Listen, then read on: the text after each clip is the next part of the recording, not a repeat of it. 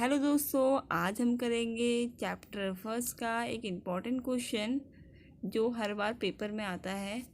इसमें ये क्वेश्चन है, समस्त अनुबंध ठहराव है और समस्त ठहराव अनुबंध नहीं। इसको हमें क्या करना है, स्पष्ट करना है।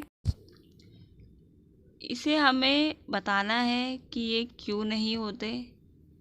समस्त अनुबंध ठहराव होते हैं तो क्यों होते हैं, और समस्त ठहराव अनुबंध नहीं होते तो क्यों नहीं होते हैं। समस्त अनुबंध ठहराव होते हैं अनुबंध अधिनियम के अनुसार। अनुबंध एक ऐसा ठहराव है जो राजनियम द्वारा परिवर्तनीय हो। जो इसका तात्पर्य यह है कि अनुबंध एक ठहराव है तथा ऐसा ठहराव है जो राजनियम द्वारा परिवर्तनीय हो, और यह अनुबंध का रूप धारण कर सकता है। कोई भी ठहराव जो राजनियम द्वारा परिवर्तनीय नहीं होता है या सरकार के द्वारा जो चेंज नहीं होता है, अनुबंध का रूप धारण नहीं कर सकता। ठहराव अनुबंध की आधारशिला है। अनुबंध की क्या है, ये ठहराव क्या होती है, एक आधारशिला है। बिना ठहराव के अनुबंध संभव नहीं होता है। बिना एग्रीमेंट के जो कॉन्ट्रैक्ट है वो मान्य नहीं होगा। ठहराव के राजनियम द्वारा परिवर्तनीय होने के लिए उसमें कुछ विशेष लक्षणों का होना आवश्यक है। ये लक्षण निम्न प्रकार के हैं। पक्षकारों के बीच प्रस्ताव।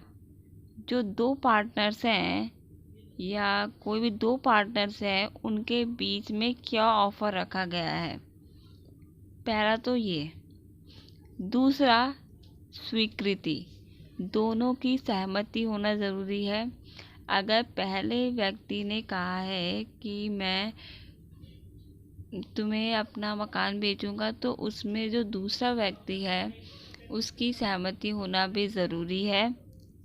तीसरे में स्वतंत्र सहमति होना ज़रूरी है, क्योंकि जो पार्टनर है दोनों को स्वतंत्र रूप से सहमति होना ज़रूरी है। फोर्थ है विधिपूर्ण प्रतिफल एवं उद्देश्य। तुम जो एग्रीमेंट कर रहे हो उसका तुम्हारा उद्देश्य क्या है। इसमें फिफ्थ है लिखित, प्रमाणित तथा रजिस्टर्ड।